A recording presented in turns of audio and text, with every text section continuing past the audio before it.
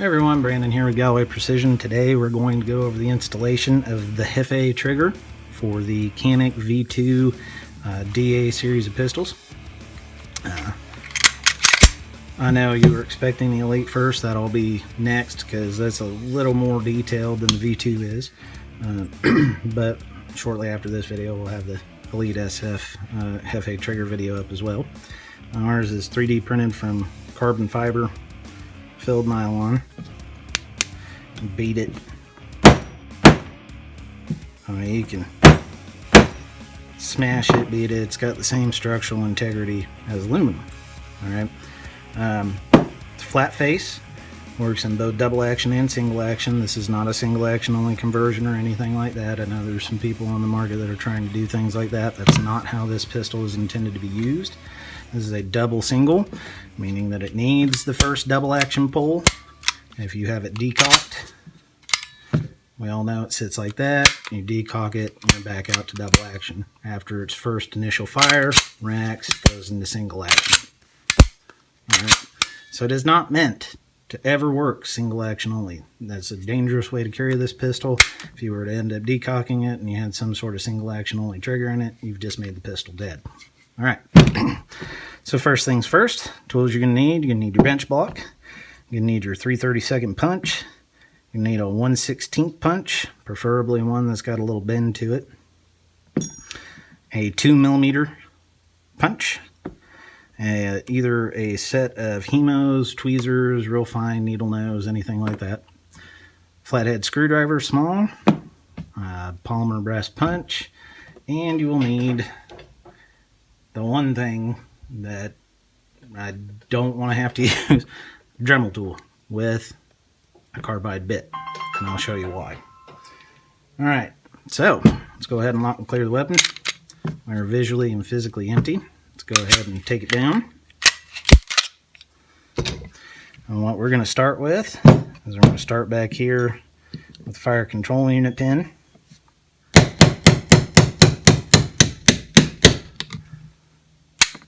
Alright, now as the pins go, the only roll pin in here goes in the fire control unit. The two pins in the front are solid pins. Alright, and drive out the front pin, front locking block pin. Now we're going to drive out the trigger pin.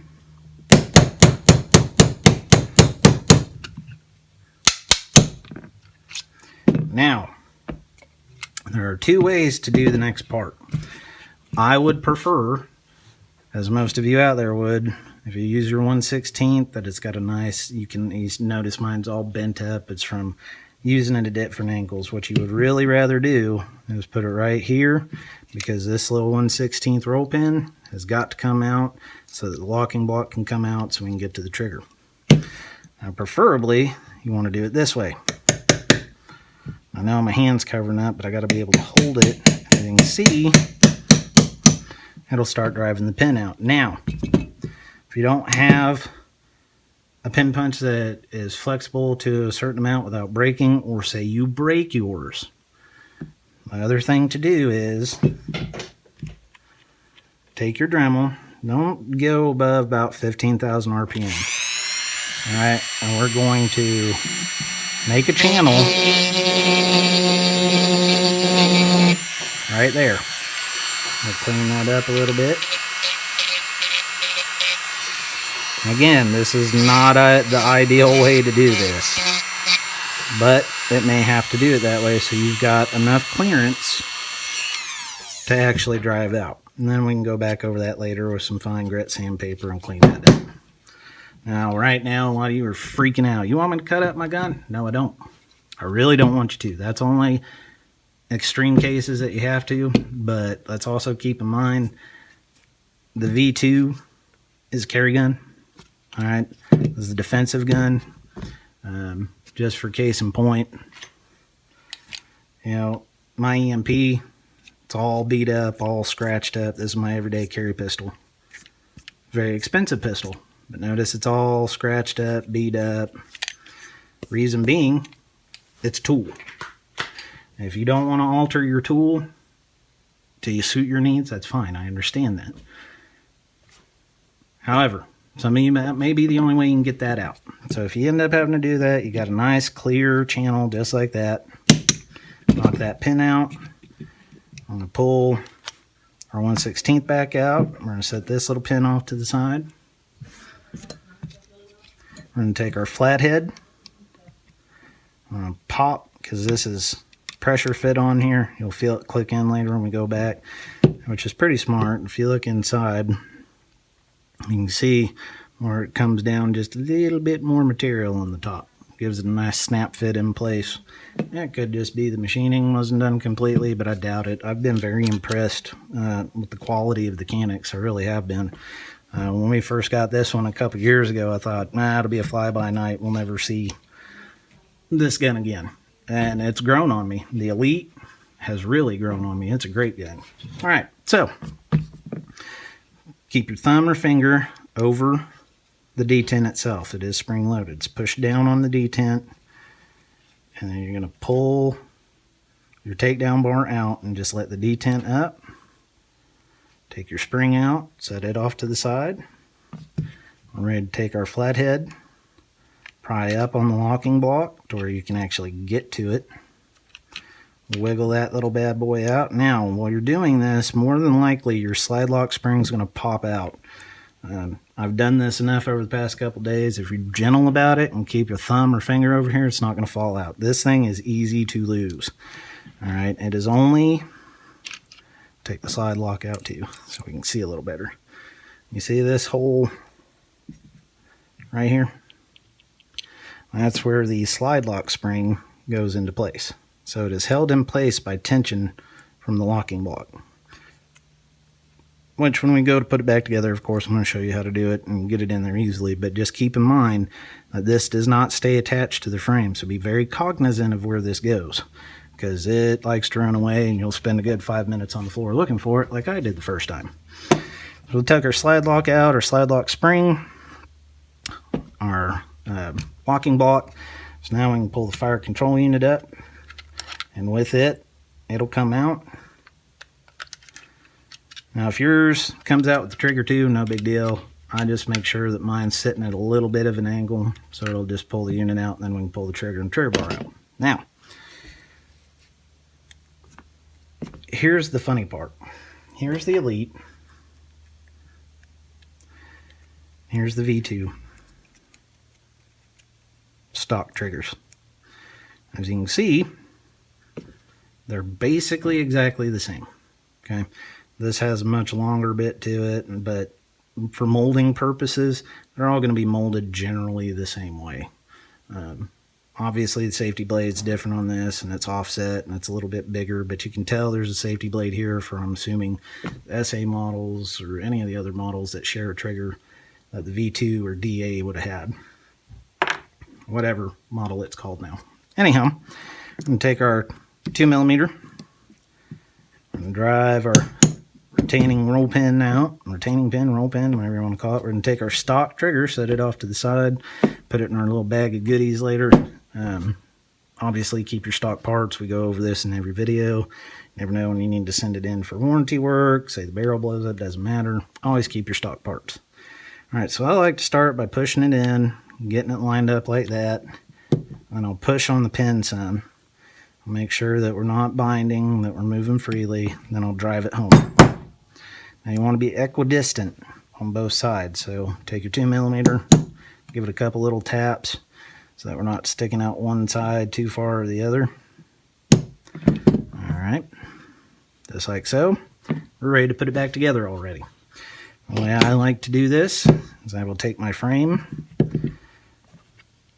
and we see on the back side of the trigger bar, just like we do for the reduced power spring kit, what I like to do as I'm reinstalling is I like to get the hook on the bar first,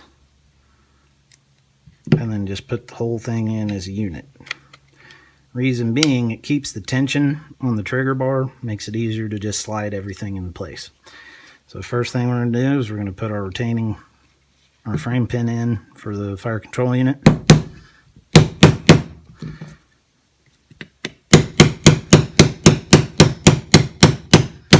Again, making sure we are equidistant on both sides. It's not real comfortable having that roll pin gouge you in the hand while you're shooting.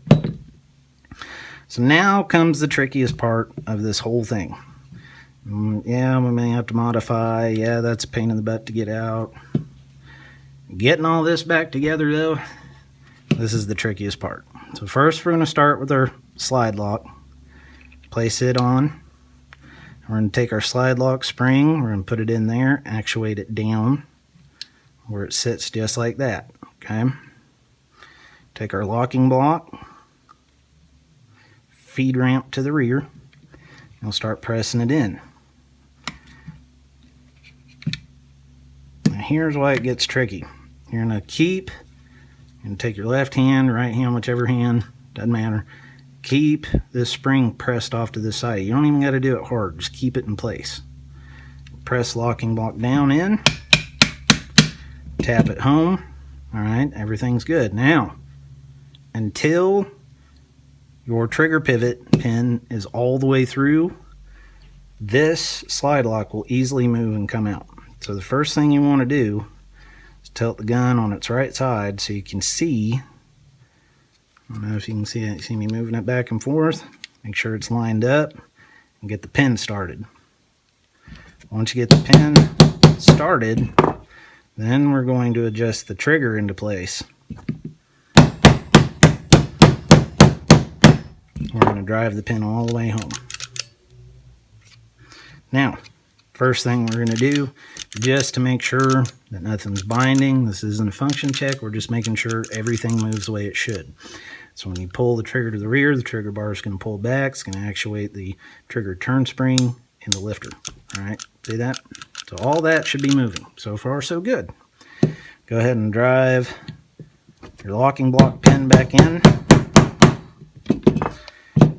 We're going to take our detent and spring for the slide takedown. The spring doesn't really matter which direction it goes in. It's just get it in there. It's kind of a pain.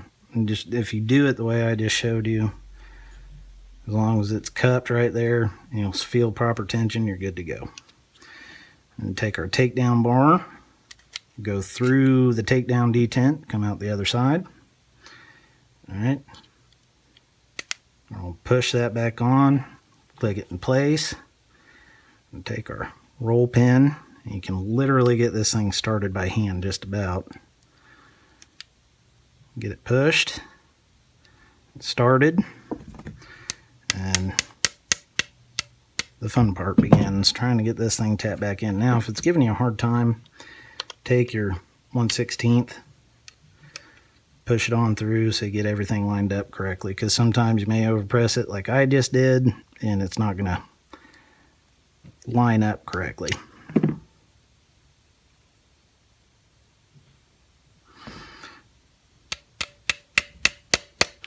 Using your opposite hand, push up on the takedown, get it on there.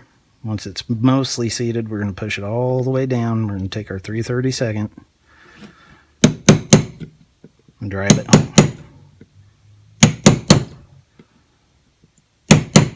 to where it's flush. All right, so now we're ready to put the slide on, do functions test, and we're done.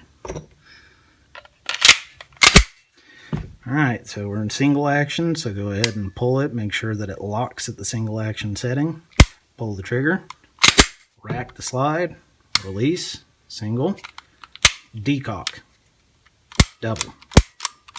And that's it, guys. That's your functions test. Double action works, single action works, decocker works. And that's it. We're done.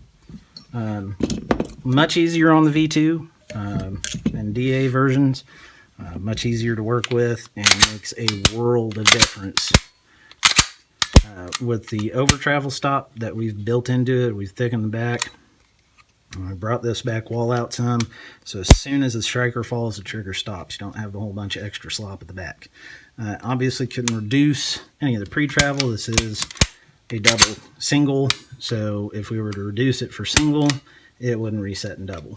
But now you have a nice flat face trigger that's not going to break the bank.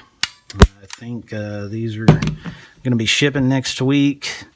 Can't remember off the top of my head what the price be, but it'll be running across the screen what the introductory price and final price will all be once it goes to market. And that's going to be it, guys. That's going to wrap this one up. Pretty easy, pretty straightforward, much easier to work on the V2 than some of the other ones. Like I said, these things are really growing on me. I've been very impressed. Got to sit and talk with the guys at Canik and Instructor Zero at SHOT. Some exciting things going to be coming out for this, not just from us, but from Canik itself. Subcompact's probably going to be available, if not this year, next year, to the U.S. market. So that ought to be a big hit. And that's going to be it. So if you got any questions, feel free to email me at that's Tango Echo Charlie Hotel at GallowayPrecision.com. Be sure to swing by and follow us on social media here on YouTube. Like, comment, and subscribe below. Follow us on Facebook, Instagram, and Vimeo. Be sure to go by the website or the Facebook page. Brain went a little blank there for a second. Sign up for the monthly newsletter. And you'll get one monthly newsletter, tells you all the new products coming out, and then the weekly flash sale newsletter, just whatever we're going to put on sale for that week.